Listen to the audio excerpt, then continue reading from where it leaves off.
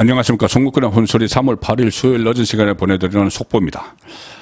국민의힘의 윤석열 대통령 친정체제가 완벽하게 구축이 됐습니다.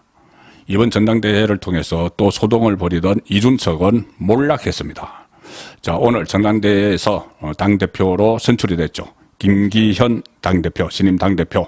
넉넉하게 과반수를 넘어서면서 결선 투표 없이 바로 오늘 윤석열 대통령이 참석한 전당대회에서 대표로 선출이 됐습니다. 52.93%. 이 정도면 넉넉하게 50%를 넘어섰다 이렇게 볼 수가 있습니다.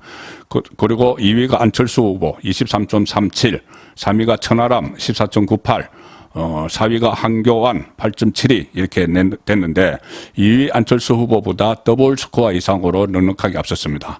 이것은 제가 계속 말씀드린 대로 지금 이 국민의힘 지지층을 대상으로 한 여론조사, 지금까지 나온 여론조사는 일반 국민 중에서 국민의힘 지지층을 대상으로 했죠. 거기서는 40%대 중반이 김기현 후보가 계속 얻었습니다. 그런데 50%를 넘어야지 결선 투표로 가지 않죠. 그런데 실제로 책임당원들이 투표한 투표권을 가지고 있는 책임당원들은 좀 더 윤석열 대통령의 성공을 바라는 그 사람들입니다. 그래서 윤심이 얹혀 있는 이 김기현 후보를 집중적으로 선택을 해서 과반수를 넘겼습니다. 이 그 55%에 이르는 이 투표율이 그 양쪽에 서로 의견이 달랐죠. 그러니까 비윤 쪽에서는, 특히 이준석 쪽에서는 이것이 윤심이 작용하는 데 대한 반발이다 이렇게 해석을 했지만 결과적으로는 윤석열 대통령에게 힘을 실어주는 그런 이 당원들이 대거 투표를 했던 걸로 지금 확인이 됐습니다. 자, 확실한 김기현 친윤 친정 체제가 지금 구축이 됐습니다. 최고위원도 오늘 5명을 뽑았죠. 일반 최고위원 4명, 그리고 청년목 최고위원 1명, 5명을 뽑았는데 모두 범친윤입니다. 핵심 친윤도 핵심 친윤을 위주로 해서 범친윤이 당선이 됐습니다. 1위는 최고위원, 1위는 김재원 후보가 했는데 17.55%를 얻었습니다. 김재원 후보는 지난번 이준석 대표 체제 때도 최고위원을 했기 때문에 2번 연달아 지금 하죠. 중간에 한번 출마한다고 사퇴는 했지만은. 그리고 김재원 최고위원, 그리고 오늘 태용호 후보도 당선되는데 이 두 사람에 대해서는 제가 처음에는 이 비윤을 한번 분류를 해서 말씀드린 적이 있죠. 그런데 그때 제가 단서를 달았습니다. 이것은 반윤, 이준석이 내세운 이준석 키저들과 비교를 하기 위해서 그냥 편의상 비윤이라고 한 것이지 범친윤에 포함될 수 있다 이렇게 말씀을 드렸는데 그 김재원이 1위로 당선이 됐고 핵심 친윤 김병민 비대위 대변인이 2위로 당선이 됐고 또 3위도 핵심 친윤이라고 볼 수 있는 조수진 후보가 13%로 당선이 됐습니다. 그리고 4위가 태용호 후보가 됐는데 태용호 후보도 범친윤 이렇게 부를 수가 있죠. 이 11.11% 당선이 됐습니다. 당초 예상에서 좀 빗나갔다고 하면은 민영삼 후보가 당선권에 들어 있었는데 여론조사에서 민영삼 후보가 이 11.08%로 아슬아슬하게 이 태용호 후보에게 져서 탈락을 했습니다. 민영삼 후보는 이 민주당에서 오랜 생활을 했었죠. 아마 그런 점이 약점으로 작용을 한 것 같고 지금 책임당원들 사이에서는.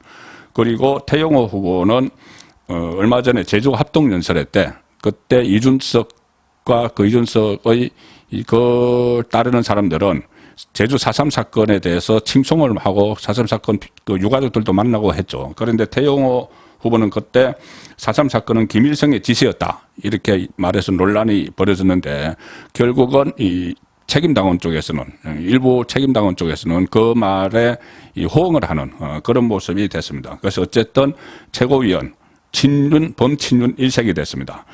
자, 그러면 이준석이 내세운 그 반윤, 비윤도 아니고 반윤 사사건건 대통령을 공격을 해서 오히려 민주당 지지자들의 응원을 받는 그 사람들의 성적표는 참패입니다. 몰락했습니다.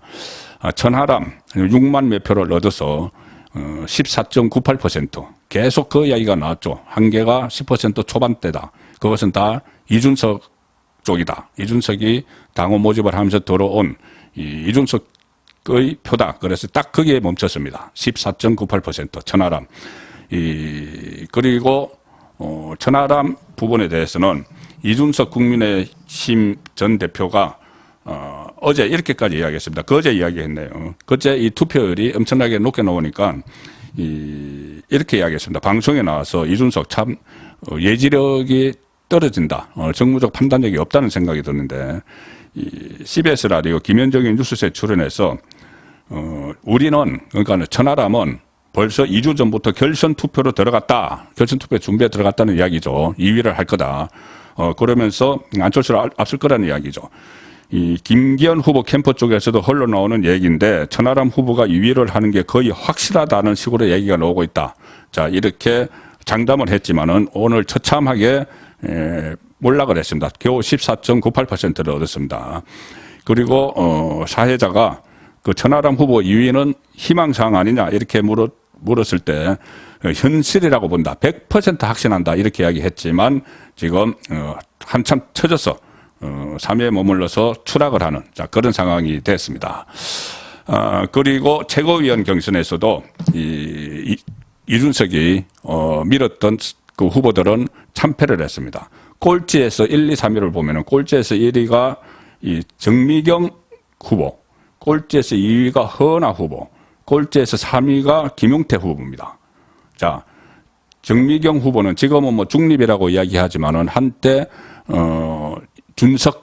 이준석 맘, 엄마라는 이야기죠. 그렇게 불릴 정도로 이준석을 감싸고 돌아서 친이준석계로 됐는데 이번에는 본인이 중립이라고 이야기했지만 그런 이미지가 털어지지 않았던 것 같습니다. 그래서 꼴찌 정미경 의원이 7만 표 정도로 해서 한 자릿수입니다. 8.22% 꼴찌를 했고 꼴찌에서 두 번째가 이준석이 계속 밀고 있던 허은하 후보 9.9%. 그래서 여기도 한 자릿수로 꼴찌에서 두 번째. 자, 꼴찌에서 세 번째도 김용태 10.87% 가까스로 두 자릿수에 올라선 김용태 또 이준석이 민 이 세 사람이 나란히 꼴찌에서 1, 2, 3등을 했습니다. 그리고 이 청년목 최고위원 한 명을 뽑았죠. 여기서 장해찬 친윤 핵심 친윤이라고 할 수 있죠. 청년재단 이사장을 하고 있는 장해찬 후보가 무려 55.16%로 압도적 1위를 했고 이기인 후보가 장해찬과 비슷하다고 이준석 계속 이야기를 했는데 8만 몇 표를 얻어서 18.71% 한참 떨어져서 그 2위에 거쳤고 다른 무명의 두 후보와 거의 비슷한 이 성적표를 냈습니다. 그래서 참패를 했다. 이준석께는 참패를 했다. 자, 그렇게 그렇게 정리를 해 드릴 수가 있는데, 자, 이제 윤석열 대통령은, 확실한 친정체제를 구축을 했습니다. 김기현 대표뿐만 아니고, 범친윤 최고위원들이 다, 포진을 하는, 자, 그런 상황이 됐기 때문에, 앞으로 총선 준비를 차곡차곡 하면서, 이 여소야대, 전국을 바꾸면은 총선에서 국정 운영에 확실한 동력을 얻을 수 있는 그동안 상당히 여당 복이 없었죠. 윤석열 대통령은 당선된 지 내일이면 1년이고 지금 국정 운영을 한 지 10개월이 다 돼 가는데 이 집권 여당의 도움을 전혀 못 받았습니다. 처음에 이준석 이 소동을 벌이는 바람에 정권 교체 후에 당 내부 총결하면서 소동을 벌이는 바람에 이 도움을 받기는커녕 오히려 리스크가 됐고 지지율이 하락을 했죠. 그리고 그다음에 비대위를 띄웠는데도 또 이준석이 무슨 가처분 신청을 하고 법적으로 대응을 하고 하는 바람에 또 집권 여당이 제대로 어떤 체제도 갖추지 못하는 그런 상황에서 1년이 다 돼 가는 겁니다.